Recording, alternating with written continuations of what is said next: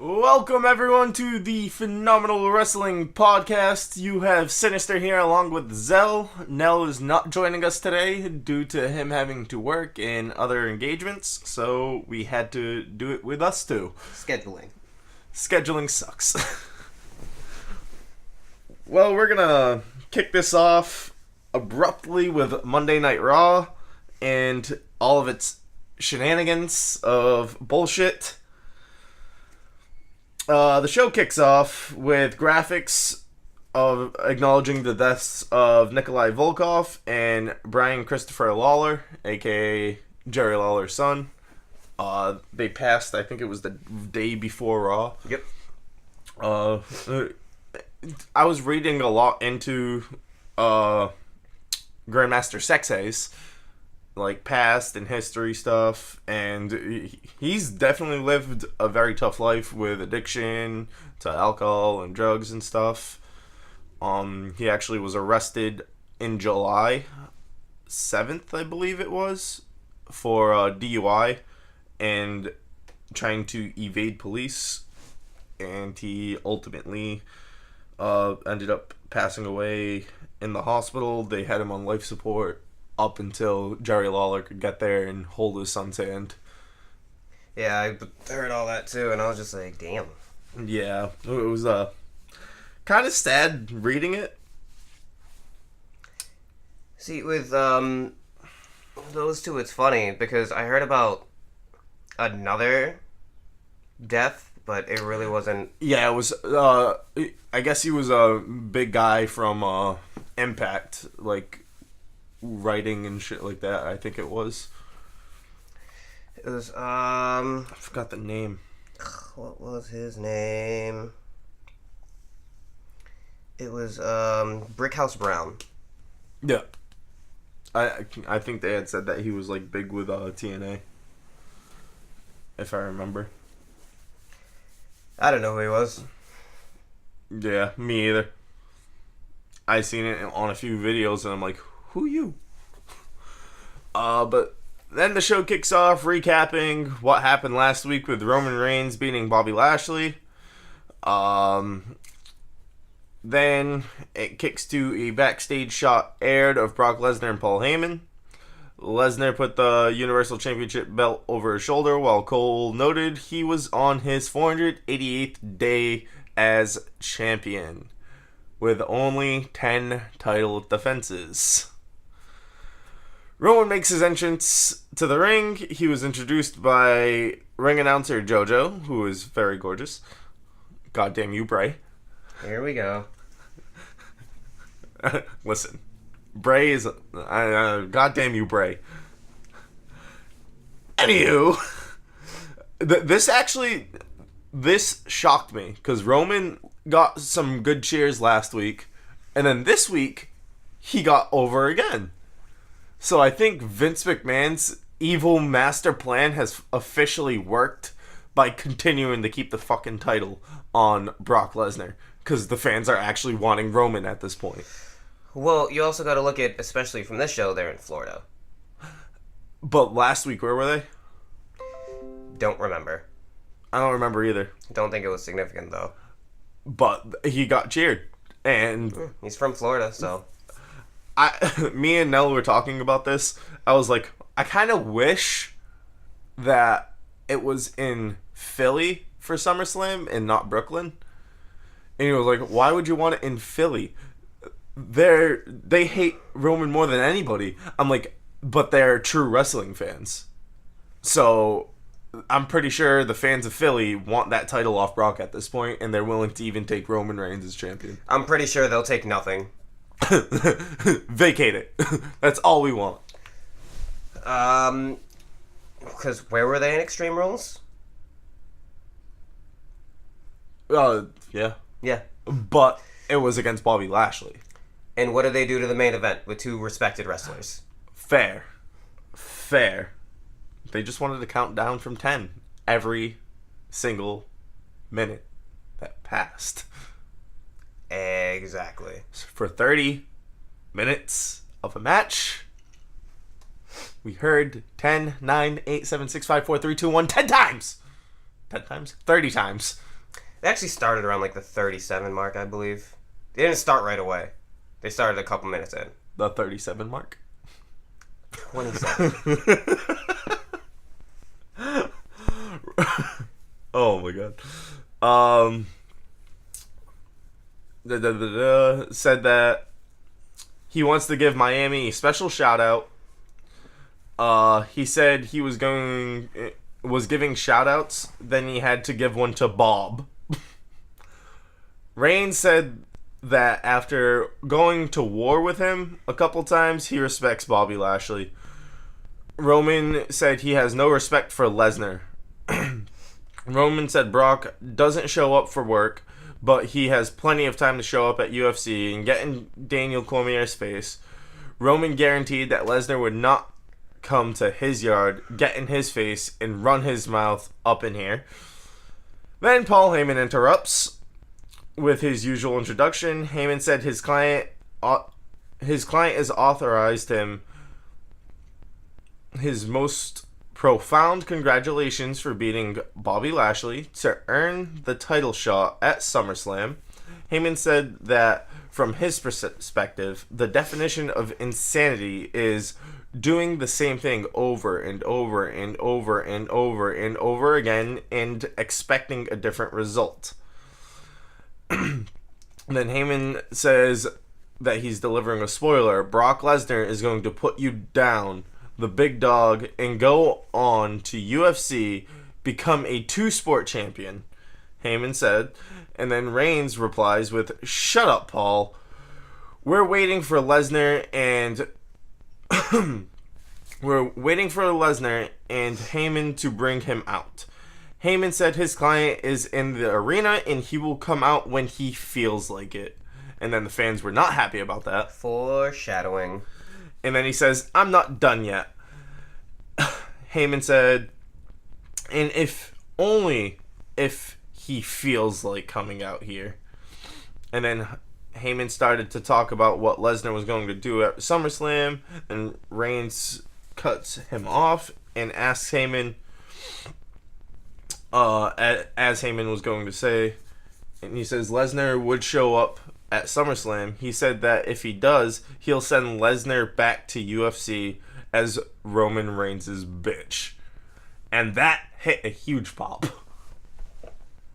Yep, that means we're close to SummerSlam, so curse words. Yes. And not only that, I've actually really liked Roman the last 2 weeks with his promos. Yeah, they're booking him right. They're not booking him as wham, wham, wham, this and that. They're booking him as, I'm a badass. This is what I'm going to do. Yes. Like, it's been heelish, too. Especially last week, when he said he didn't give a damn about the WWE Universe and what they thought about him being shoved down their throats. I was like, ooh. Badass. Doesn't care. That's how he should be booked. Ooh, me likey.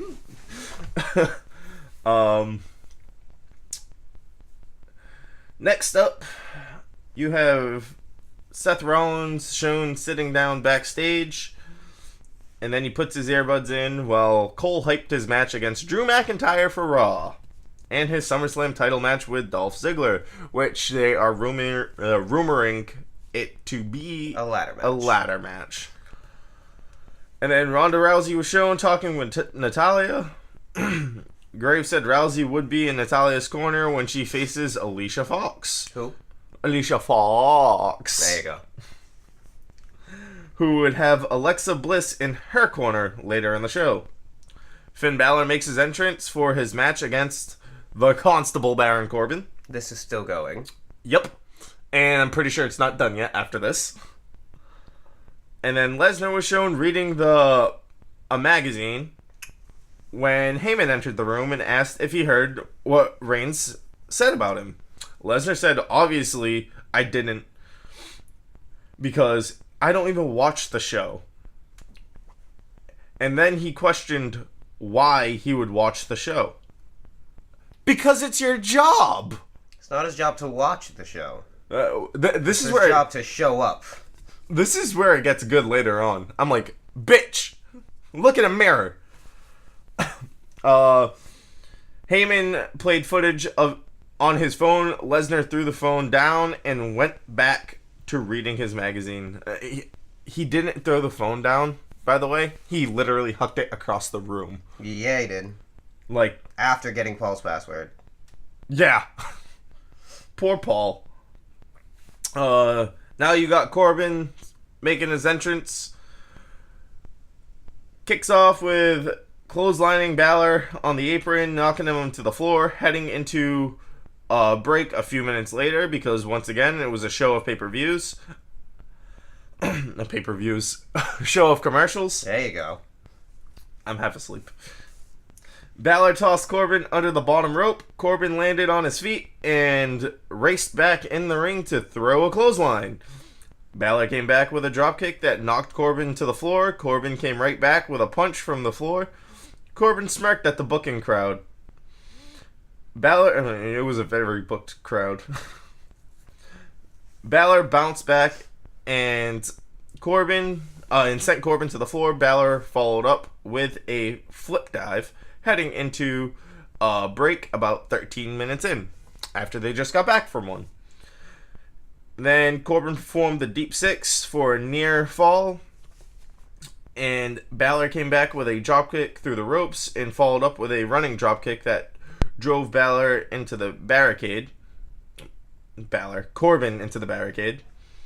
And then he threw him back in the ring and did another double dropkick in the corner, and then he went up for the coup de grace. Corbin avoided it and then hit him with the end of days for the 1-2-3 pinfall. So now they're 1-1. Now I definitely fully expect them to have another match at SummerSlam. Unfortunately. Pre-show, question mark? There is going to be a match on the pre-show, though. For the Cruiserweight title. Mm-hmm. Or they're going to pre-show option A, Andrade and Rusev, or option B, Andrade and Zelina versus Rusev and Lana. Yeah. But that's SmackDown talk. Yep.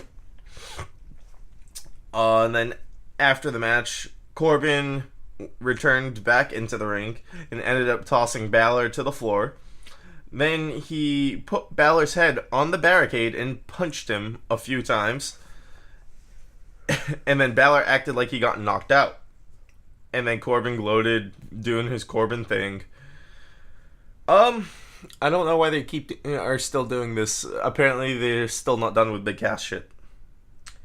Apparently not. It's Raw. What do you expect? Yeah, fair. There is a funny part of Raw, though, that wasn't funny because of the show. It was funny because of Nelson. I bet you can automatically know. Backstage, you got Paul Heyman, who's telling a staffer to get him a new phone. Kurt interrupted him and said that Lesnar is contractually obligated to appear. Heyman said Lesnar fulfilled his obligation the moment he walked into the arena. And he said if Angle wanted more from Lesnar, that he should try himself. And Kurt said that Heyman as Lesnar's advocate, but he was under a WWE contract. And then so is Paul, which he threatened to fire Paul Heyman and terminate his contract if Lesnar did not appear in the ring tonight. And then Heyman tried to play it cool, but Angle was not backing down, and that's when Heyman realized he fucked up. That's when Heyman was like, okay, I'm going to go get Brock, and he needs to get out there. Yep. And now we got the broadcast team once again, and guess what they're hyping? Children's card games. No.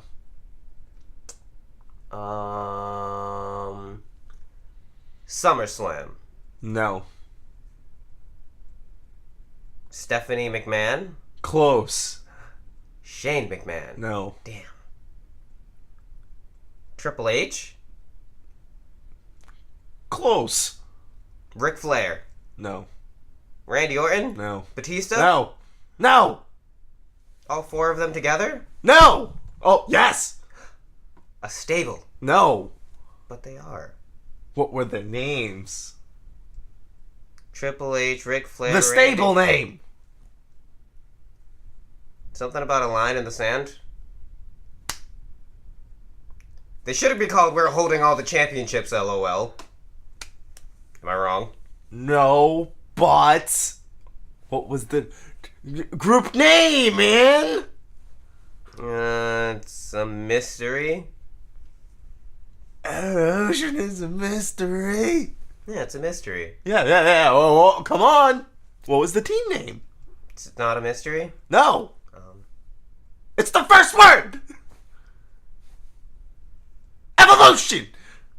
The women's evolution. Oh, you should have been more specific. The all-women's pay-per-view. We're over here talking about Triple H, Ric Flair, and freaking Randy Orton and Batista. You're over here talking about the women's pay-per-view. You gotta specify your shit, man. Listen, man. Can't listen when you're not making sense. Shh. Makes sense. Shut up, Meg. Makes sense. Shut up, Meg. Makes sense, and I'll shut up. Listen, Modisucker. You're not making sense. I'm talking about one thing, you start talking about the other. Shit don't make sense. Next, you have Alicia Fox Oh, that makes sense. stretching backstage and kissing her bicep. Okay, Scott Steiner. yes. Big Papa Pump. You had to think about it. I did. I'm like, fuck. And then Alexa Bliss walks into the picture. And Alexa says that Mickie James was injured, so she handpicked Alicia Fox to face Natalya. And then she noted that Ronda would be in the corner of Natalya, but said she would take care of her. Fox got crazy as she spoke about making Natalya meow. That's right. I'm gonna make Natalya meow. I get that Natalya's a crazy cat lady. I get what she's trying to say, but sounds like something you find on Pornhub. Yep. Or if you watched WrestleMania. That's been edited out of history. Not on the interwebs. You can find anything on the interwebs. I'm sure you've looked high and low for a lot of things on the interwebs. Midget porn. I mean, Natalya and Rousey make their entrance. Natalya and who? Rousey. Cole announced that Ronda Rousey will appear on Stephen Colbert's CBS talk show on Tuesday night. Fucking got Sarah Logan over here. We got midget porn over here. Fucking. This is great. It's fucking great. I'm doing the show with idiots. This is fucking lovely. I quit. Oh, speaking of that. Of what? Midget porn? Dwarfs. Jimmy. Fantasy Football League. I add Ron into it. You remember Ron? Mm-hmm. Black Jesus. Mm-hmm. He starts talking shit and he says, I hope you guys are prepared to bow down. And then Jimmy's like, is it okay if I stand? I'm already a dwarf.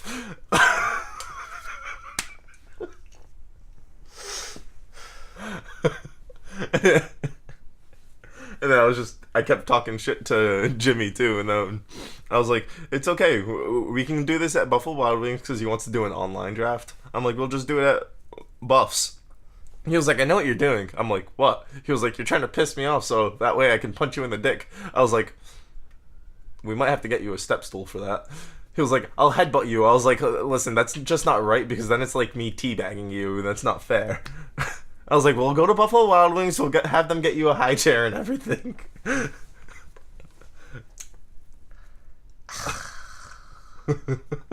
Y'all are not okay. No, we're twisted. Y'all are really not okay. I am...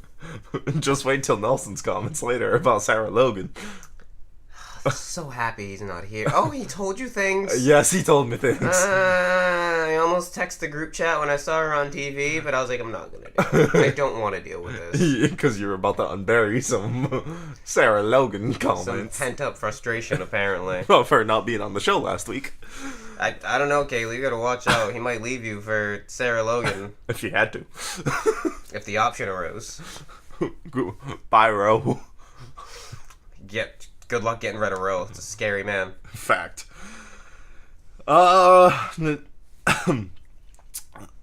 Bliss and Alicia Fox make their entrance together, coming out of another break. Natalya stumbled while running the ropes, but she recovered nicely and performed her running dropkick. Alicia Fox came back with a crossbody block for a 2 count. Fox performed a Northern Light suplex for another 2 count. Fox taunted Ronda Rousey while allowing Bliss to punch Natalya from the floor. Fox hit Natalya with a big boot and pinned her. Yep. Yeah, it was a shitty match. But after the match, Rousey chased Bliss into the ring, took her down, and was about to apply an armbar when Fox broke it up with a kick. Rousey performed her finishing move on Fox. She has such a nice finisher, and she does it so clean. But these fucking superstars, these women are no-selling that finisher. What I will say about Alicia Fox, she's awful in almost everything. Almost. There's one thing she does that I think is better than anybody else, male or female, on that entire roster. Be crazy. I believe it is her Northern Lights suplex. Oh, yeah. Her bridging Northern Lights. That thing is gorgeous. Yeah. Everything else she does is, like, sloppy. Yes. Very sloppy. Because she basically no-sold the finisher. Ronda hit her with it. Then Ronda went to go after Alexa Bliss again. And here comes Alicia Fox 2 seconds later. It's like, bitch, you just got hit hard. How you back up? Same thing with Mickie James when Ronda did it to Mickie. Got right back up. It's like, that shit puts you out for a while. Well, apparently they're not writing it correctly. Of course not. It's the armbar, that's all you have to worry about. Get hit with that shit 12 times, you're fine. But if you get touched with the armbar, oh no. Yep. To be fair. That armbar. That armbar, though. That doesn't just set the bar. It is the bar. It breaks you. It breaks the bar.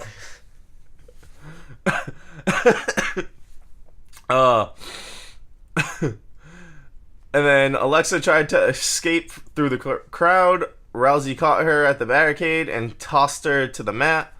Fox caught Rousey with a kick from behind and then ran her into the barricade twice.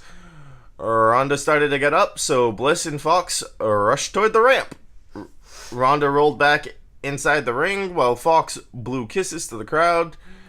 And there was a "Let's Go Rousey" chant. Yeah, I mean, Ronda's over. Ronda's earned the respect of wrestling fans. She has. And me and Elle were talking about this too, because we're somewhat confused with the whole women's title pictures. I've officially made my decisions for SmackDown women's title. And Raw, I think they're going to give it to Ronda. SmackDown confused the fuck out of me. But we'll get there. Yeah, we'll get there. I have a couple ideas. But backstage, you got Brock, who was still paging through the same magazine when Heyman tried to sell him on. He can read? Yeah, apparently so. He just doesn't know how to read his own schedule and show up for his dates. No, he knows how to do that. He just doesn't. Yeah, lazy fuck. You just wish you could do that. What? It's not show up and still have a job. No. I love my job. I got paid to do jack shit. Good money, too. Ish. Money-ish. Ish. And until they continue to keep raising minimum wage. Then it becomes even more bad. Blah, blah, blah, blah. I lost my spot. Magazine, yes. Heyman tried to get him to agree to going out in front of the crowd. Brock said to Paul that he was getting under his skin. He said he would much rather be at home on his couch. He told Paul Heyman to get him a steak, medium well, baked potato, steamed broccoli. Now get out of here, please. Yeah, until we stay so fit, I guess. You're a heathen, medium well. I like my stuff medium well. Yeah. I tried it well done. Not well done. Medium, and I'm like, whew, you good. You even better. Medium's too pink for me. I love it. I'm not about the pink. Oh, really? Not about the pink. Well, what about pink? Your voice is pink. That's perfectly rosé. How dare you? That is a rosé, not a pink. Rosé? Yes.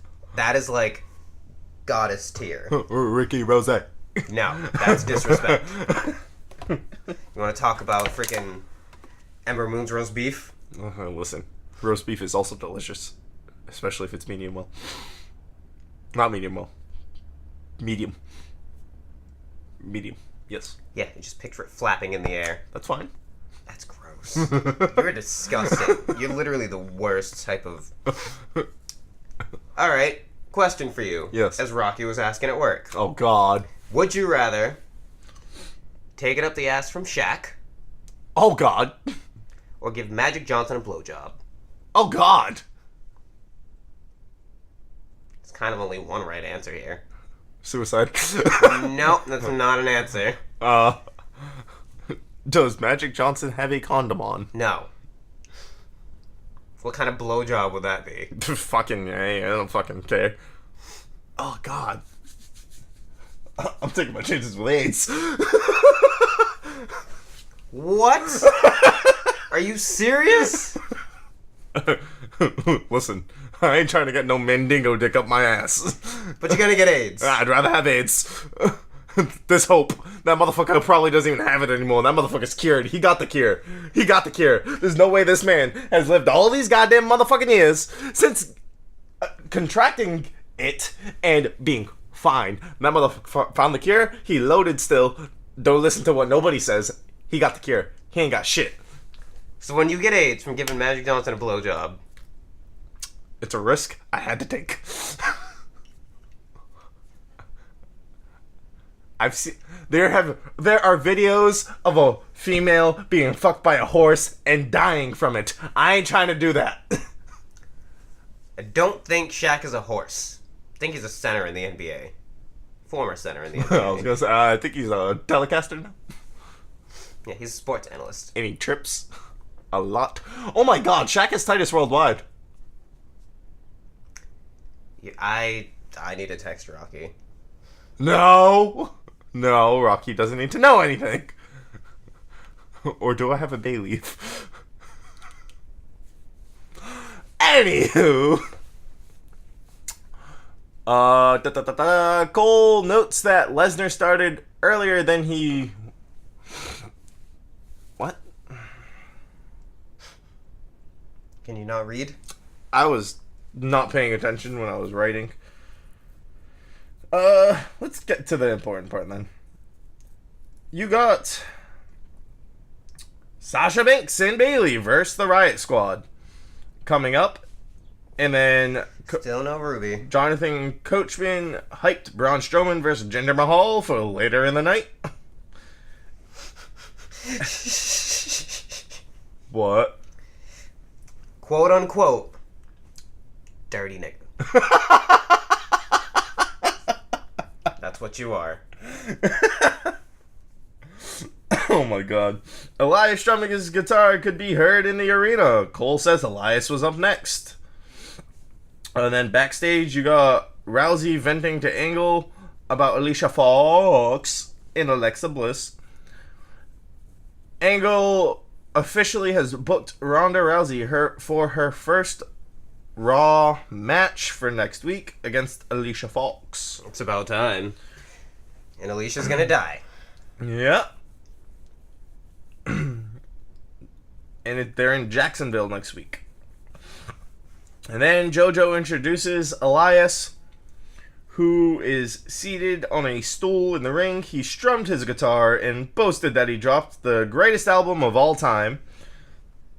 He said he beat out some of the best musicians in the world in the charts, including Panic at the Disco, Post Malone, Taylor Swift. He led the crowd in the Walk with Elias bit. He said he could have beaten Drake and went higher on the charts, but he blamed Bobby Lashley for interrupting him. And then Elias mocked the fans for worshipping a garbage musician like Pitbull, which I agree, because Pitbull is hot garbage. I agree. Pitbull's trash. I don't understand why people actually willingly listen to that man.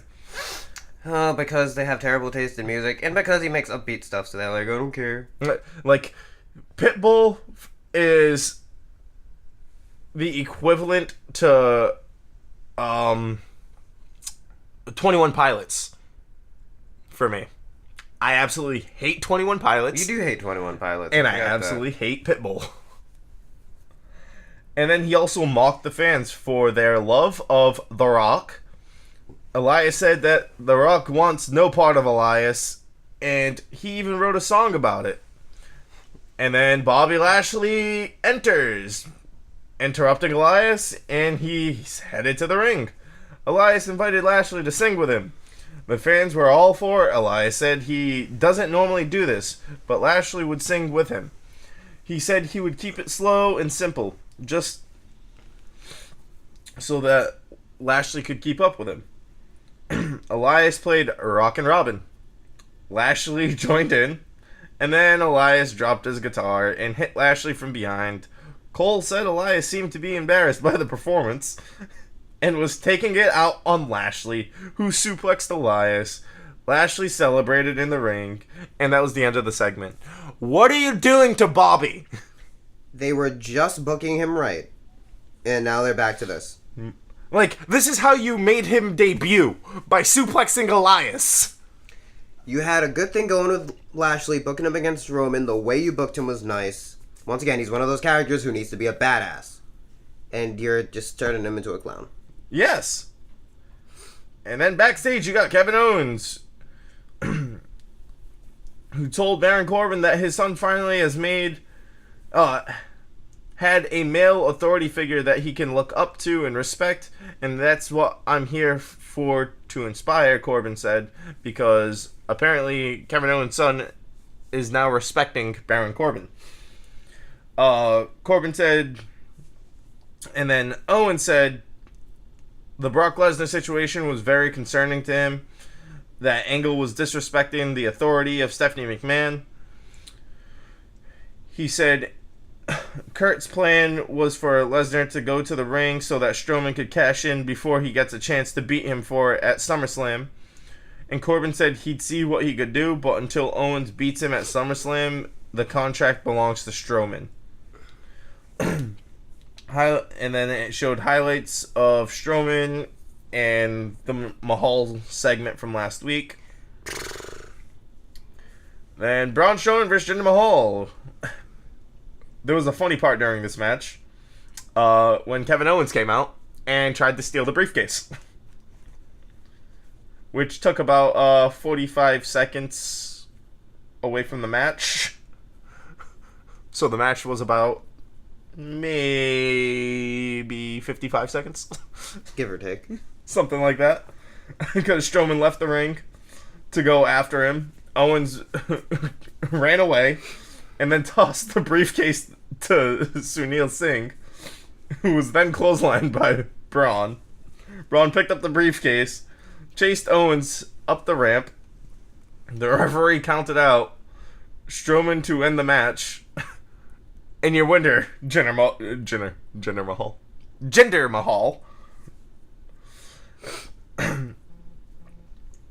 And then backstage, you got Corbin, who handed Angle the phone. Angle said it won't look good, and our friends on Raw will be disappointed. Angle said he gets that. She doesn't care, and she's trying to protect the SummerSlam main event. He told her to enjoy the show. The broadcast team hyped Seth Rollins and Drew McIntyre for later in the show, and the women's tag match. An ad for Smackdown hyped Jeff Hardy, Randy Orton, AJ Styles, Samoa Joe, both appearing on the show. A shot aired inside the locker room where the heroes of WWE Main Event, The Ascension, Mike Kanellis, Kurt Hawkins, Zack Ryder, Heath Slater, and Rhino were doing their thing. Can Maria come back already? Seriously. Mojo Rawley enters the room and said that he was calling out everyone. Bobby Roode entered the room, clapping and asking Rawley if he has a problem with him. Rawley asked, "What if he did?" and then added, "What are you going to do about it, Bobby? Are you going to catchphrase me into submission?" Then Bobby Roode tackled Rawley, and they had to be pulled apart by the wrestlers and agents. Bobby Roode is officially low card. Yep. Not mid card. Low card. Low card. Akam with Razor versus Apollo Crews with Titus O'Neil and Dana Brooke. They showed the segment from last week. They spoke about the last chapter, turned the page, and slamming the book shut. You know, because they are authors of pain. Ugh. These poor guys are being screwed. Oh, wait. They're not screwed yet. Yep. It's about to happen because Crews performs an enziguri, then a standing moonsault for a near fall. Then Crews also dodged Akam charging into the corner and then rolled him up for a 3 count. 1, 2, 3. And your winner is Apollo Crews. Pre-show. Drew McIntyre was shown preparing for his match. Well, crimped-haired Dolph Ziggler barked in his ear. Dolph's hair was looking luxurious. He was. He definitely was. He usually does, though. Until he gets in the ring. Well, because his hair's usually tied up, and now it's just all... Yeah, and then... But when he wrestles, whatever moisture and shit he has pre-match in his hair that causes it to look so fabulous becomes a fucking lion's mane. He is Raw's finest. Dolph Ziggler. No. He actually... No. He could actually pull that gimmick off. He could. That's why I don't know why they gave it to fucking Numbnut. The finest. Kona Reeves. Whenever he comes on TV, I'm just like, Nell, where are you? Are you watching? He's so bad. Battle of the Egos in NXT this week, but we'll get to that. Yeah, I didn't get to watch it, unfortunately. Well, Kona Reeves and EC3 in the same ring. I thought the ring was going to collapse of ego. Oh, Jesus. No, Kona Reeves. Jesus Christ. No, Kona Reeves. An ad aired on Wednesday in NXT TV show focused on Tommaso Ciampa. And then you got Seth Rollins and Drew McIntyre with Dolph Ziggler. Drew stuffed an early suicide dive and dropped him into the barricade. McIntyre followed up by catapulting Rollins' throat into the steel ring frame. Did you see that? I did not. So he lifted up the curtain of the apron, puts Seth Rollins under it, puts his legs in his arms, and does that thing. Yeah, this match went on when I got a few guests, so I didn't really get to pay much attention. Yeah. Then I went to a commercial break. Comes back. Rollins hit a couple of suicide dives coming out of the break. Rollins ran McIntyre into the edge of the ring, and they returned to the ring. Later, Rollins hit the stomp, and Ziggler attacked him for the DQ to end the match. Rollins clotheslined Ziggler to ringside and performed a suicide dive before backing up the ramp. But Seth won by DQ. And then Cole set up footage of the segments involving Lesnar, Heyman, Reigns, and Angle from earlier in the show. Roman was shown sitting, looking at a tablet in the back. Kurt and Corbin entered the room. Angle informed Reigns and Stephanie McMahon had asked to have him removed from the building. Reigns said he didn't care what Stephanie wanted. Angle said Roman would lose his championship match if he didn't comply. Reigns asked Angle when it would end. he said, Angle is an Olympic champion, not a yes man. And then Corbin says, officers. Then several independent wrestlers, police, officers entered the room and Reigns followed them outside the door. When Corbin laughed, Reigns punched him right in the jaw and dropped him like a sack of potatoes. And then they actually sponsored a classic superstar segment with Mr. Perfect Kurt Hennig, a.k.a. Curtis Axel's father. And then Graves hyped Cedric Alexander versus Brian Kendrick on 205.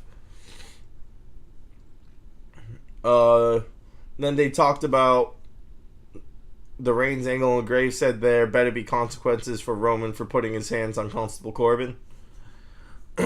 And then Charlie Caruso stood in the ring and introduced the Raw Tag Team Champions, Curtis Axel and Bo Dallas. Caruso noted that they had been undefeated since changing their name to the B Team. Dallas called Caruso Charles and said the B in B Team stands for Dream. He thanked the fans for their overwhelming support. Caruso noted that Bray Wyatt and Matt Hardy are not very excited about their tag title win. Axel and Dallas labeled Hardy and Wyatt as poor losers.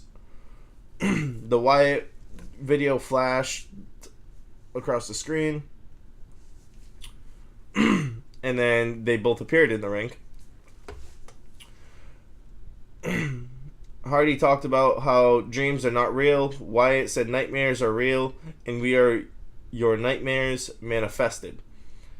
Hardy said that they will haunt the B Team until they are finally deleted, and then you have the Revival's music play. Finally, the Revival shows up after weeks. Showing up is one thing. Scott Dawson said that he didn't even know what Hardy and Wyatt said. He asked Dash Wilder how those four buffoons are on top of the tag division. Wilder reminded everyone that they beat Bobby Lashley and Roman Reigns. Dawson told Hardy and Wyatt to step aside and let a couple of real top guys handle business and get the job done. Dallas said he and Axel would be more than happy to step aside.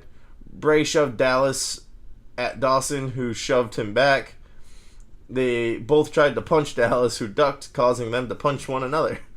The Revival fought with the Hardy and Wyatt while the B Team slipped away. Hardy and Wyatt got the better of the brawl and stood tall. The B Team sat on commentary for the match, which was joined in progress. Wyatt set up for an Uranagi on Wilder, but Dawson broke it up with a kick. Dawson and Hardy fought to ringside. A Rusev Day chant broke out. Wyatt set up Wilder for his finisher, but Wyatt grabbed his hair and tagged in Dawson. The Revival hit Wyatt with a Shatter Machine and pinned him 1-2-3. Backstage, Renee Young interviewed Seth Rollins, who spoke about taking back the Intercontinental title. Rollins was attacked from behind by Ziggler and McIntyre and left lying. Liv Morgan and Sarah Logan made their entrance. Sarah Logan. So, I'm talking to Nell yesterday on the phone. Lord. And he goes, did you see who was on Raw? I'm like, who? He was like, Sarah. I'm like, who? He's like, Sarah. I'm like, oh, Sarah Logan? He's like, yeah. I'm like, how hard your dick get? He was like, let me tell you, I made my horse blush, and she black.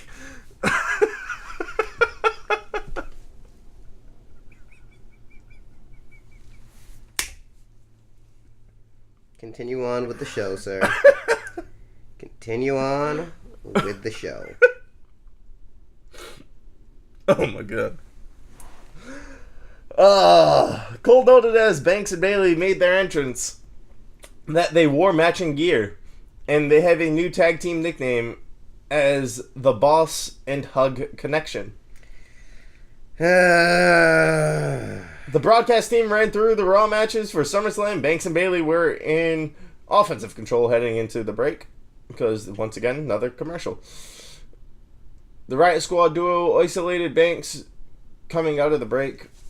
Sasha hit a double knee press, or as we like normal people in wrestling call it, the Meteora, on Liv. In the end, Sasha performed a backstabber on Morgan like she was going for the bank statement. Liv popped up into a Bailey to belly. I like that finishing combo. And I was talking to Nell about this. I think after SummerSlam, they're announcing the tag titles. I'm just... This whole Sasha and Bailey thing, I'm just, ugh. I think that's why they did this. But I think they're announcing it after SummerSlam. I think they wanted to do a big announcement before, then the big announcement after type thing. Because on Sasha's Instagram post and a few of the other superstars' Instagrams, they have posted things about being tag champs, and they're dropping subtle hints and shit like that. And then backstage you have Paul Heyman, who told Lesnar he could go to the ring and say hello and goodbye, and they could be at a private steakhouse 25 minutes later. Paul pointed out that Roman had been removed from the arena and then questioned what could go wrong. Brock asked if Heyman got his money. Heyman confirmed that he did. Heyman sat down and said he has a contract with Lesnar and WWE. He said the WWE deal allows him to have a contract with Brock. He explained that Angle would fire him if he didn't go to the ring. Heyman asked Lesnar to go to the ring for a minute because they are friends, and Lesnar stood up, grabbed Heyman by the collar, and said, "We aren't friends. You work for me. I don't work for you." And then he asked Heyman, "How long have you been leeching off me anyway?" And he was like, "I suggest you march your ass out there and do your job, understand?" That was the part. Motherfucker, look in your fucking mirror. Look at what you're saying right now. Because you should follow that. Do your job. Be the Universal Champion that you want to be. He is being the champion that he wants to be. Or be the Universal Champion that you should be. Piece of shit. I hope you get gone to for Herpalades. I hope Sable's fucking your neighbor. Lesnar released Paul and gave him a light shove to the back to send him on his way. And then an ad aired for an Elias documentary that'll air on WWE Network after Raw, which I didn't get a chance to watch it though. Then the broadcast team hyped Bobby Roode versus Mojo next week and Ronda versus Alicia Fox. Then you got Kurt Angle and Baron Corbin who make their entrances. Angle said Brock comes out now, or this would be Heyman's last night on Raw. Paul Heyman walked out with a dejected look on his face, and he says, "Ladies and gentlemen, my name is Paul Heyman, and I'm the advocate for the reigning, defending, undisputed Universal Heavyweight Champion, Brock Lesnar." And then he literally said it just like that. No emotion, like he usually does. And then he asked permission before entering the ring. The fans sang goodbye song to Heyman. Heyman said his client would not be coming out. Angle got upset and said that a real champion shows up. He said a real champion defends his title at all costs, does things for charity and the community. Brock Lesnar does none of that, Angle said. Brock Lesnar has to be the worst champion of all time. Heyman agreed with Angle. He said he tried to mold him, but Lesnar doesn't respect him or anyone. He said Brock only tolerates himself. Heyman said he tried to mold Brock in an image of Angle, and that if Angle has ramifications to take out, it should be on Brock rather than him.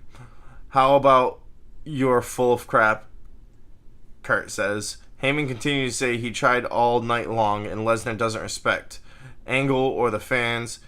Heyman said he respects Angle and would like to have a better working relationship with him. Angle said that the contract of Heyman is now terminated. Heyman got down on his knees and begged. Lesnar's music hit, and then Heyman's begging stopped, and he flashed a sinister grin. Heyman strutted around the ring while Lesnar made his entrance.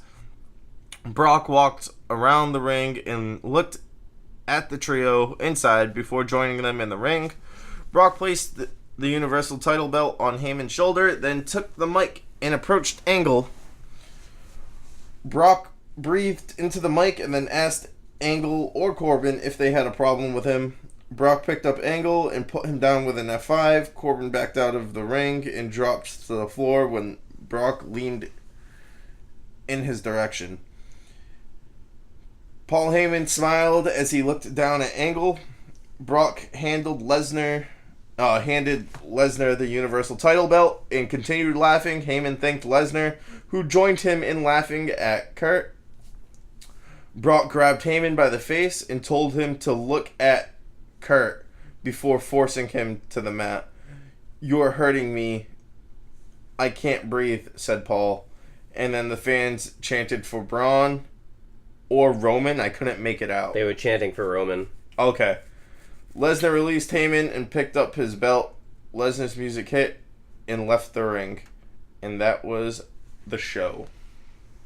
And that's, in the end, how they're getting Roman over and having everybody hate Brock. The little bit of humanity he had left in his character was Paul Heyman. Yep. And now that's that. See, this could go either way. Like, I'm so torn. Like, is this them... I had a theory. And that theory is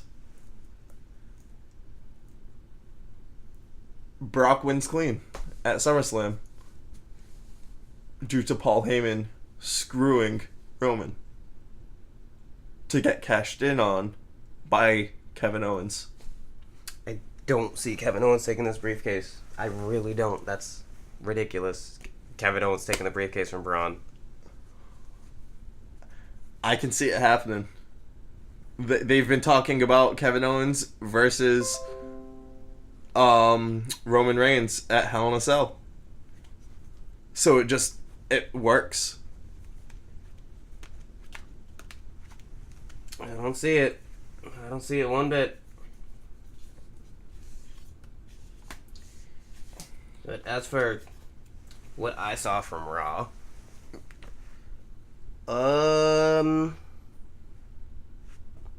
wasn't that great a Raw. No, I'm giving it a hard D minus. Only thing that even saves Raw to me is that Brock turn, because that was really interesting. I'd just give it a C. I'm giving it a hard D minus. I wasted 3 hours of my life again. 3 hours. You took Raw back. 3. It was getting good. It was like they were going to be doing amazing things with the world. You didn't want it when it was trash, but when it starts getting good, you want it back. That's the obvious conundrum of you fucked up. You felt sorry that Raw was getting good? No, because he was miserable about it. And now all of a sudden he cares. God. I have a great plan. Each week we take a different show. No. Fuck. Damn it. Definitely not. Just because he doesn't want to give up AJ. I don't want to give up SmackDown. If AJ goes to Raw, I'm fucked. You don't want to give up the B show. I understand. I'm sorry, Raw's the A show? No, NXT's the A show. Still not taking Raw. Still not taking NXT. I like SmackDown. Ugh. God, so bad. So bad. I'd rather drink bleach every Monday. That's a you problem. So, on to SmackDown Live. Or Shane O'Mackdown. Nope, because he hasn't been there. He hasn't. So we opened up with Renee Young in the ring, and she brings Becky Lynch out, and she starts to ask Becky Lynch about her title match, and this just solidifies Becky Lynch's ultimate babyface, potentially best babyface in the company. Love her. She's just so natural and genuine with her promos, it just works for her. Then Carmella comes out. Carmella cut probably the best promo of her career. Carmella comes out talking about how Evolution is coming up, and she really didn't get to revel in it when Stephanie McMahon announced it, and that as women they should be building each other up, not tearing each other down. And almost shoot like she acknowledged how everybody says she's a bad wrestler, how everybody says she doesn't deserve that title, how everybody says she should just quit, she should just lose the title. And she starts tearing up a little bit, but, you know, she's a heel, so can you really believe it? But she sold the shit out of this promo. So then she talks about Becky and how when they were in NXT, she could never even dreamed of being close to Becky. Becky was part of the Four Horsewomen, but Becky still took the time to help Carmella when she needed it, and she'll never forget that. So she goes to shake Becky's hand, and Becky obviously isn't stupid. So she just kind of looks at her and doesn't really go for it. And then James Ellsworth's music hits. And this is when I knew it was bullshit. This is when everyone knew it was bullshit, because then Carmella attacks Becky. Mm-hmm. But who comes out for the save when Carmella gets a chair? A returning Charlotte. Charlotte books it down to the ring, clears out Carmella. Becky and Charlotte hug because Becky's glad that her friend's back. And then we move on to the next segment with the Usos doing a little backstage promo talking about how they're going to beat the Bar in the next match and move on to the finals of the tag team tournament. But before that match starts, after commercial, Carmella gets in Paige's face. And Paige is saying that Carmella should be ashamed of herself, and Carmella says that she's sorry she's not a quote-unquote role model like Paige. I think that was a shot at something. But she said she's something that Paige will never be again, and that's a women's champion. You know what this sounds a lot like? Rescripting The Miz and Daniel Bryan. It do. But here's the difference. Paige got pissed and didn't walk away. And she was like, you know what a real champion does? A real champion finds a way to win. So, you're going to fight Charlotte Flair. And if Charlotte wins, she's added to the match and it becomes a triple threat. And this is when I realized they're doing my Bex dirty. So, the Usos made their entrance. The Bar made their entrance. I believe this is their first match on SmackDown since The April. draft. Because they did have a couple singles matches. But that was it. Did they? They each fought Xavier. Sheamus lost. Cesaro won. And then they might have had a tag match, but that was it. Yeah. Because, rumor was that they were in their home countries, and I think they might have been going through visa problems. Potentially.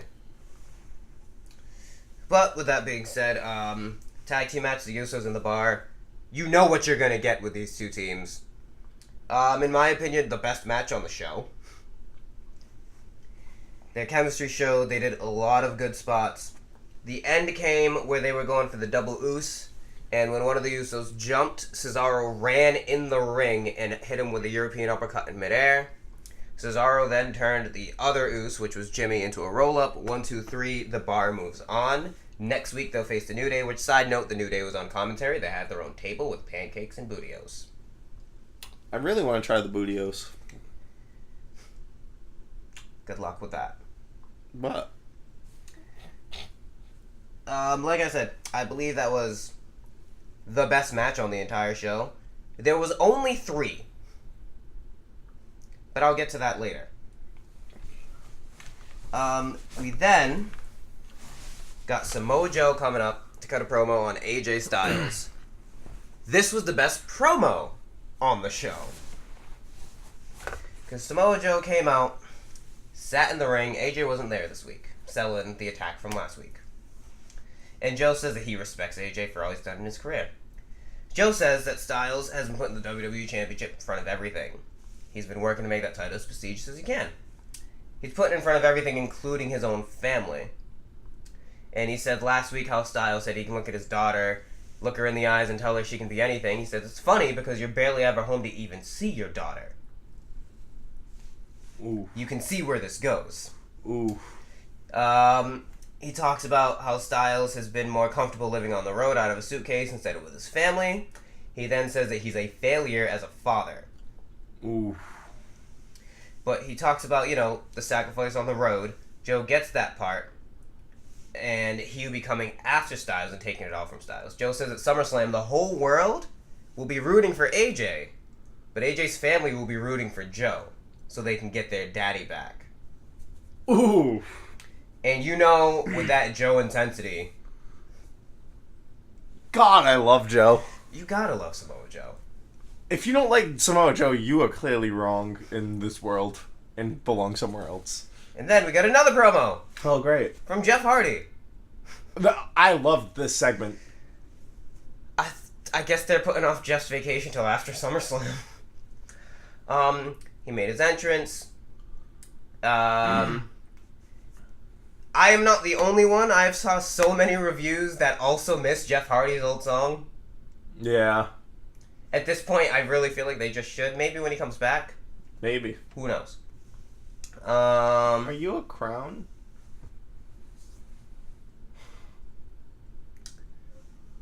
Jeff Hardy's still got the US title. He said it was more than a title for him. He said it was his fifth eye, which was really weird. Cause I was saying he counts the painted. Yeah, I was like, that's... It took me... When he said fifth, I was like... Fifth? Yeah, I thought of that too, and then he closed his eyes, I'm like, oh, okay. But, he said it revitalized him, it helped his sense of purpose, and he said the most important thing is getting that title back. But the second most important thing is kicking Randy Orton's ass. Randy slowly walks out to the ring as he does, and right before he gets in, Shinsuke attacks Jeff. Shinsuke sets up for a Kinshasa, but Randy steps in front of Shinsuke.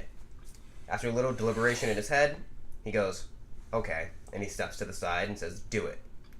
Shinsuke hits the Kinshasa, and then Randy steps to Shinsuke, and Shinsuke just leaves, hightails it. Yep. Randy then proceeds to beat Jeff up again, sets up for the RKO, does not do the RKO. Stomps the shit out of Jeff, hits him with a draping DDT from the ropes to the ring, hits him with a draping DDT from the ring to the floor, throws him on the table, and then washes off his face paint, rips off his arm sleeves, rips off his pendant, essentially erasing the essence of Jeff Hardy. Heel Randy is great. Love heel Randy. Brother Nero. Brother Nero. We got Becky Lynch walking out of her locker room, and Renee Young interviewed her.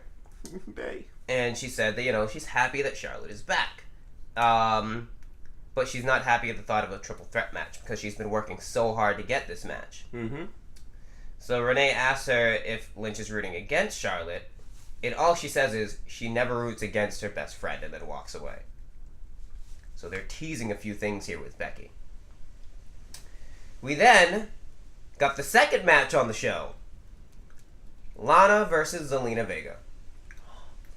Zelina Vega made her in-ring debut in half the time it took her to make her in-ring debut in NXT. For how green Lana is... This match was hot. For how green Lana is... she was really good. And for how little main roster experience Zelina Vega has, it was a good match. It was. If you, put this on Raw and did this with, the Raw women, it would have been not that great a match. But you look at green and lack of main roster experience, and you're like, okay, I can see what this is. Yeah, SmackDown has more talented women. But the real story here came from Andrade almost being outside, Rusev not being there because he wants his professional space.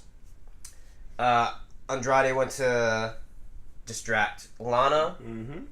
Lana didn't really get distracted, kicked Zelina away. He went to distract Lana again. Aiden English came out and pulled Almas down, and then Lana got rolled up. 1, 2, 3, Zelina wins. Zelina did great heel work in the match. Lana's accent is gone. Yeah, completely. Like, just done, gone.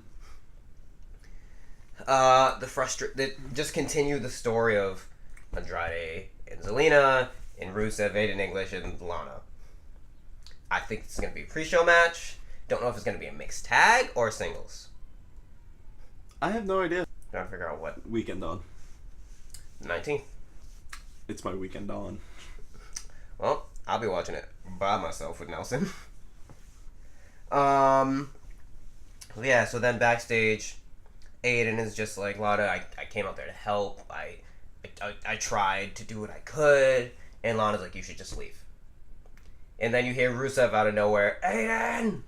And Aiden's like, Lana, I'm sorry. Tell him I'm sorry. And he leaves.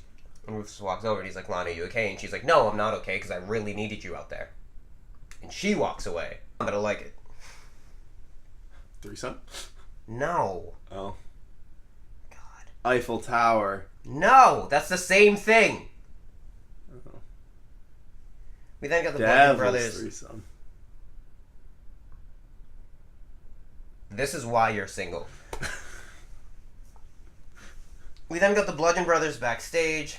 They cut a quick little promo basically saying Pomo. they'll break the bar or they'll destroy positivity. Which is true. So now we got our next promo of the night. Daniel Bryan came to the ring, talked about last week and The Miz throwing a baby. Yeah. And Daniel Bryan says the thought of it being a fake baby even scared him. Because just the thought of using your own child as a decoy was astounding to him. But he says Miz has been doing this since Daniel Bryan's been cleared. He's been putting up wall after wall after wall to avoid him. Miz then comes up on the screen and he's like, hey, sorry, I'm on the set of Miz and Mrs. Are you already recording the second season? Are you still recording episodes? I thought y'all finished that shit before you... I don't know how reality TV works, but The Miz has been in that long enough. He even says, like, I don't know why I have these 2 security guards, but they just gave them to me. Which was funny. But they go back and forth. The Miz eventually just saying, I have carried you since you came into the WWE. I carried you as your pro. I carried you on Talking Smack. He said it took you 10 years on the indies to get noticed. It took me 5 minutes on Talking Smack to get you famous. He then says, you know what? Just let your contract run out and go wow dozens of people in local gyms. He then says the most annoying part of the entire show in the promo. He's like, all you are is... And crying baby. Crying baby. Crying baby. Crying baby. 12 crying babies. My ears were bleeding. And then it just faded out. So next, we got a commercial about the Elias documentary. Which the best part of that commercial is Seth Rollins. On a scale of 1 to 10, he's like a -3. But back to The Miz real quick.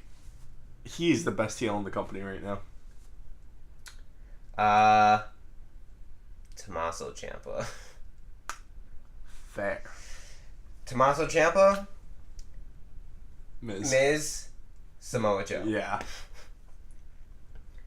But we then now went to our main event, the third and last match on this show.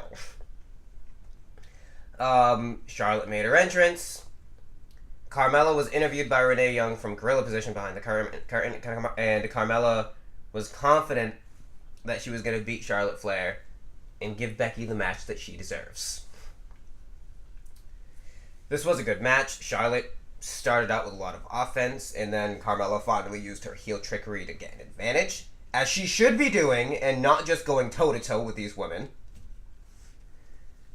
But it all came down to, which side note, Charlotte hit a really nice moonsault off the barricade. It all came down to Charlotte locking in the figure 8 after Carmella tried to lock in a figure 4. Yeah. Carmella tapped out. Charlotte wins, and all throughout this match, Becky was watching from backstage, and you could see that Charlotte winning, Becky wasn't happy. No. You could see it on her face. Because she was true, though, when she said that she's been working so hard for this. And Charlotte's return, they are throwing her into this match, and I know why they're doing it.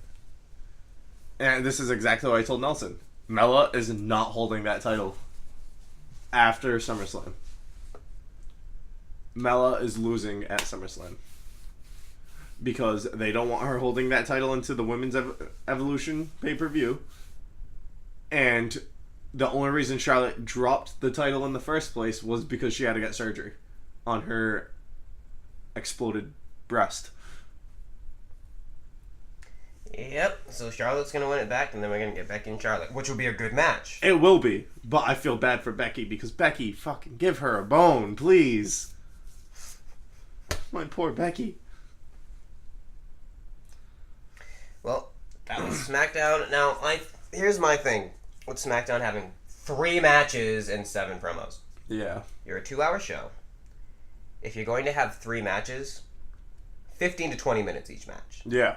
At least take up the first hour, which the first match did 15 minutes, the tag match. Yeah. Zelina and Lana did like 5, and then the main event did like 10. Yeah. That's a half hour of wrestling on a 2-hour show. Yeah. Everything on the show individually for its own story purpose was good. But all on one show was... They had to recuperate from last week. Where they had like no promos. I know. But all the promos were really good. That's the only reason I'm not like hating this. I'll give it a C+. Everything had a solid reason and solid foundation for it. I didn't hate anything on the show. No. So I'm giving it a solid 80. B-. Yeah, I'm giving it a B+, strictly B+, C+. You just said C+. Strictly for the fact that they didn't even out the promos to the wrestling. It's like, even that shit out, dog. Like, people want to see wrestling. Well, up is 205 Live. And it kicks off with Vic Joseph, Nigel McGuinness, and Percy Watson. Welcome everybody, and then comment on Cedric Alexander defending his title against Drew Gulak at SummerSlam, and that there'll be a contract signing that will go down tonight, and then Alexander is taking on Brian Kendrick. The first match of the night is Kalisto versus Tony Nese. Nese getting most of the offense early on. Kalisto tries to use some speed to get control of the match, but is quickly dropped and sent out of the ring. Buddy Murphy watching on from the back. Nese beat Kalisto up outside the ring. Both in the ring now. Nese launches Kalisto into the corner and does some taunting to try to get under his skin. Kalisto set into the corner again, but catches Nese with a back elbow. Then a kick. Tries to fly, but Nese catches him and drops Kalisto over his knee. Nese continues to focus on Kalisto's back.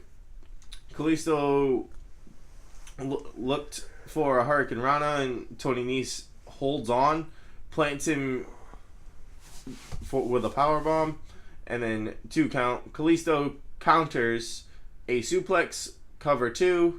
Nese slides and trips up his opponent. Tony goes for a second rope moonsault, but looks like he tweaked his knee, and Kalisto plants Tony right on his head with a Hurricane Rana.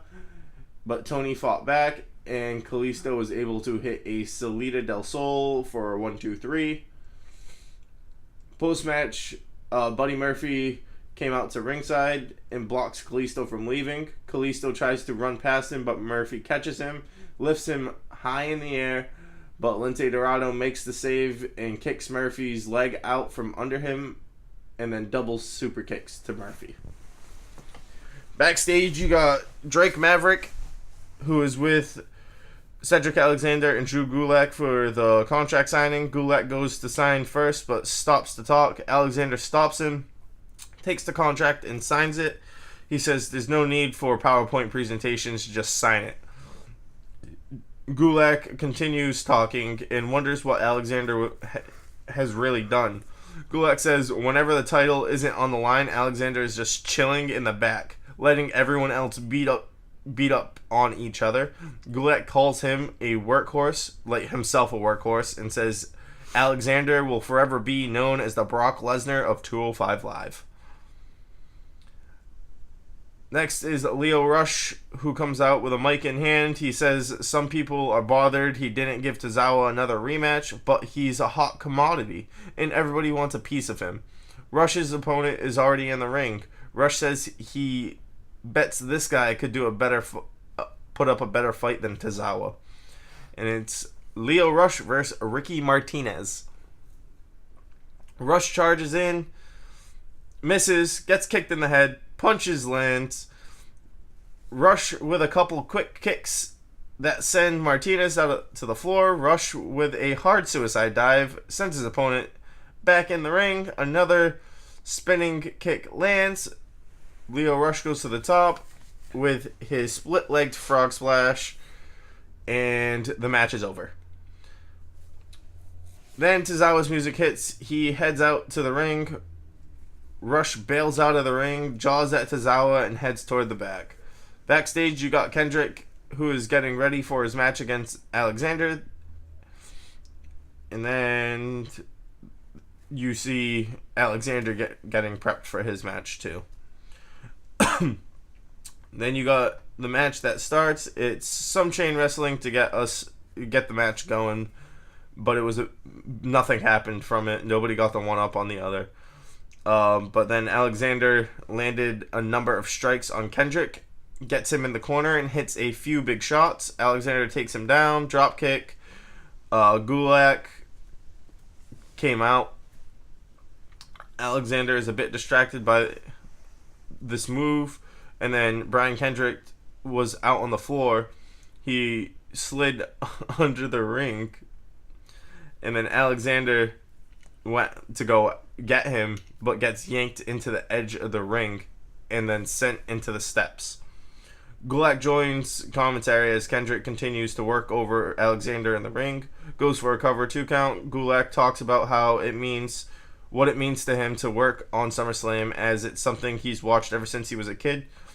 And then Brian Kendrick ends up on the floor. Alexander with a big flip over the top rope. Gulak doesn't approve. Alexander springboards in, lands on his feet, clothesline hits, kick to the back of the head from the apron, springboard clothesline, cover 2, handstand spinning kick by the champ. Brian Kendrick gets to the ropes and is able to dump Alexander out to the floor. Cedric looks for the flatliner, but Brian counters it into the captain's hook. And then tap you punk, shouts Gulak. Alexander finally gets to the bottom rope for the rope break. Cedric is then able to fight back, though, and then he hits Alexander hits Kendrick with the lumbar check for the 1-2-3. And then Alexander stares right at Gulak and laughs. Gulak doesn't seem fazed at all. Gulak steps up to the apron and gets Alexander's attention from behind. Gallagher shows up and drops the champion. Gulak takes his jacket off and they look to beat him up some more. Maverick runs down with a bunch of referees and gets them to back up. Maverick tells them that he's out of the match if they touch Alexander, and the group backs off. 205 Live shenanigans. Yes. this wasn't that good of a show compared to prior weeks. They had big shoes to fill after that Fatal 4-Way last week. Just very good storytelling. Just from the sound of it, because I didn't watch it. From the way you talked about it, it sounds like a high C+. Yeah. About that. Nah, not even. I'll give it a C-. Just very good storytelling. That's what makes me give it a C+, is storytelling. The wrestling wasn't that good for me. Like, it was a very lackluster show. You can win me over with good storytelling. Like, the only match that was decent was Kalisto and Tony Nese. That had a lot of storytelling in there. It's kind of what I felt like with NXT, as I watched NXT in Nell's absence. Started Heavy Machinery versus the Mighty. They put on an alright match. They told the story about how Tucker Knight was taken out. And he finally got in the ring, started doing work. The Mighty, of course, using some underhanded tactics. The Mighty get the upper hand, and then the Street Profits music hits. They distract the Mighty, and the Mighty get taken out with the compactor. 1, 2, 3. Heavy Machinery wins. Street Profits then proceed to party in the crowd. Don't know what they're doing here. Go back on your stupid honeymoon and take your wife with you. Let her come back, please. No. Mustache Mountain faced off against, I believe the names were Matt Knox and Bradley Taylor. So, Squash match. Yep. Heavy squash match. It was mainly just for the promo. Trent Seven apologized to Tyler Bate and the fans for how things went down in their last Full Sail match, which was Trent Seven almost losing his knee. Yep. He said that he spoke with Regal and they have the solution. They are getting their rematch at TakeOver Brooklyn officially. Bate says that the Undisputed Era tried to tear them apart, but Trent's health and well-being means the world to him. So now they're on a mission to get their titles back. We then got EC3 versus the finest Kona Reeves. Kill it with fire. Please, for the love of God, kill it with fire. Him and his Hawaiian drop. More of a spice drop. EC3 obviously controlled this match. Fact. I swear if you say Kona Reeves wins. EC3 controlled the match. Kona ends up rolling out of the ring. Gets a little bit of an advantage. EC3 powers out of the Cobra Clutch that he wants to be known as the Kona Clutch. Flattens Reeves with a few punches, and then he's setting up for the 1%. And then you hear, hit it!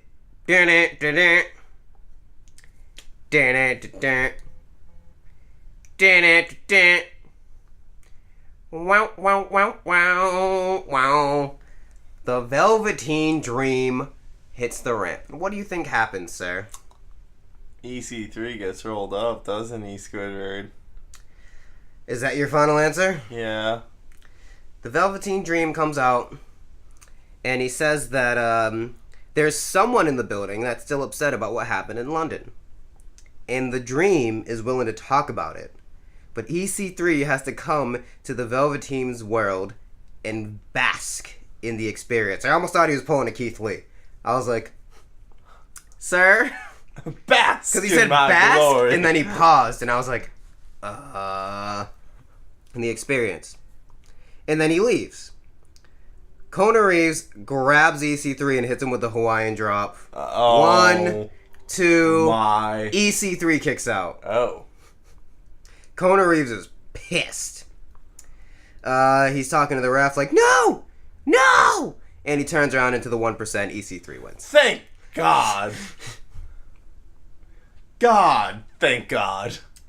We then get an interview with EC3, asking if he'll accept the invitation of Bask in the Experience. He will accept it, but Velveteen has to know it'll turn into a fight. And he'll win because he's the best here, the best there, the best anywhere. The BFD of NXT EC3. The BFD. The BFD. You are not the BFD, sir. Ricochet is the BFD.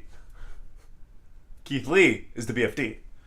And come SummerSlam weekend, Matt Riddle is the BFD. Jesus, sir, settle down. We then... Which rumor is he signed? That is the rumor, yeah. I'm like, shit! We got our main event per wrestling match. Shayna Baszler versus Candice LeRae. Oh, They put on a good match. poor Candice. There was callbacks to to their Mae Young Classic semifinal, where Candice was going for Miss LeRae's Wild Ride, but turned it to the Kirifuda Clutch. But Candice actually got the ropes this time. The whole story was Candice selling her shoulder, because I was gonna say Ronda. Shayna even hit the thing where she had Candice's elbow prone, and then she stomped on it. Yeah. Well, she stomped on the shoulder, actually, not even the elbow, so it wasn't as bad. But that was the whole story. Candice showed her resilience, had a little bit of a comeback, and then, how did it end? I don't remember how it ended. I know Candice ended up getting an inside cradle, almost got the 2. She hit the Unprettier, that's what it was. She hit the Unprettier, and then she went for a moonsault off the second rope, but missed. Shayna then kicked her in the back of the head and then put her in the Kirifuda Clutch, and Candice had to tap out. She then went and put the hold on again, and then Kairi Sane ran out for the save. Shayna walked away from Kairi. Like, the refs are holding Kairi back, but Shayna's like, I'm not going to fight you. Why would I fight you now? That's pointless. Kairi went to check on Candice, and then Shayna kicked Kairi. Kairi was pissed. Like, she looked like Asuka pissed. Oh god, it's pissed. Like, Asuka in NXT pissed. Like, her face, watch that back. Her face was, I was scared. And Shayna just laughed and left as the refs held her back. Kyrie's gonna kill you. So, Mustache Mountain are walking outside of Full Sail, and they get interviewed, and they're saying that they don't need any dirty tricks, because they asked what their tricks are. They said, we don't need dirty tricks, we're not the Undisputed Era. Tyler Bates said, we don't need dirty tricks because we're big, strong boys. War Raiders cut them off. And they said, it doesn't matter who leaves Brooklyn because we made it clear we're next. Finally! Oh no. We then hit Regal's office and he makes it official. EC3 versus Velveteen Dream. And Adam Cole versus Ricochet for the North American title. And then we get word that Keith Lee's debut is next week. Yep. So now, our main segment, Tommaso Ciampa enters the ring. Oh god. To a herd of boos. Oh god. Asshole chants, everything, you name it. He starts talking to the belt, and he's like, You're saying yes. You're saying I deserve you. And he just rips the crowd like he does. They do a shut the hell up chant, and he just laughs through it. He tells the crowd to take a moment and feel this when the most dangerous man in NXT takes his rightful place at the head of the table. He then goes up to this old lady in the crowd, and I'm pretty sure she was on NXT before, and he's like, I remember you. See? Now I'm the champion. What are you going to do about it? I love you, Ciampa. Ciampa just keeps going, and he says, he soaks in the "you're an asshole" chants, actually. He said the icing on the cake was not only did he beat Aleister Black, he's the first man to do so in singles competition, and he proved that once again Johnny Gargano is a failure. Once again, Johnny loses, Tommaso wins. He says that Black and Gargano are two of the best in the world, but he's the guy who ended Gargano's fairy tale and pinned him with his hands handcuffed together. He put the final nail in the coffin of Aleister's mystique. They can argue over who is 2A and 2B, but he is the undisputed greatest sports entertainer of all time. He sits down with the belt and he says, there's never been such a discrepancy of the space between number 2 and number 1. Aleister Black's music hits. Aleister walks down the ramp, doesn't sit up, just walks down because he's not happy. Gets halfway down the ramp, and Gargano runs past Aleister Black, straight into the ring, and starts fighting Ciampa. Once again, Aleister is not amused. I'm pretty sure he's really pissed off. Oh god, he's pissed. So he attacks Ciampa, he sends Ciampa over the ropes, Ciampa runs through the crowd, And he says, it's not Tommaso's NXT as long as he's still breathing. The only reason he's champ is because of... only reason you're champ is because of me. Johnny repeats himself a couple times, and he finally turns around into a black mass. The crowd chants, you deserve it. Alistair grabs a mic, leans down to Johnny, and he says, I guess you're right. The only reason he is NXT champion is because of you. Sets the mic down, leaves, and that is the end of NXT. God, I love Ciampa so much. Best heel in WWE? That, while watching NXT, that was really the only thing that stood out to me was that segment. Oh, and when Velveteen Dream made his entrance with EC3, because his graphics were on, and he went to leave, and he said, oh, he snapped his fingers, and everything went back to NXT graphics. That was good. That was really good. I love Velveteen, too. Those are the only two things that really stuck out to me. The matches were not, like, the best. They were okay. They didn't do much for me. NXT, just for that segment alone, I'm putting it with SmackDown at a solid 80, a B-. I'm gonna give it a B+. Huh? I'm biased. I am very biased because I love Ciampa, I love Johnny Gargano, I love Velveteen, I love Aleister Black, and love Ricochet. Yeah, I love all of NXT. And Monday Night Raw and SmackDown need to take notes on NXT. Well, that's a Triple H thing, sir. They still need to take notes. It's Vince. He's not going to learn anything. He needs to learn. He's set in his ways. Yeah, until he dies, and then Triple H takes over and makes it great again. This is why you are such... You say things, and then you wonder why bad things happen to you. Am I lying? I'm stating facts here. These are things you don't say out loud. You just think them. No. I have no problem stating what I think out loud. I am the CM Punk of this podcast. You're giving yourself way too much credit. I am not giving myself enough credit. The CM Punk of this podcast. I am CM Punk of this podcast. I say what I think, and I say how I feel. CM Punk of this podcast. That's disrespectful to CM Punk. That's disrespectful to me, Synyster, that you think that. And let the ego reign on. I ain't your prediction champion for no reason. After I retain at SummerSlam. Yeah, but it doesn't mean you have to be a dick for no reason. Of course. You've just been that way your whole life. That is not true. That is not true. Really? Yes. Really? Yes. How many people will I ask, and how many people will confirm? You don't know anyone that's known me my whole life. Andy. Not my whole life. Freshman year of high school. And Andy will link me to others.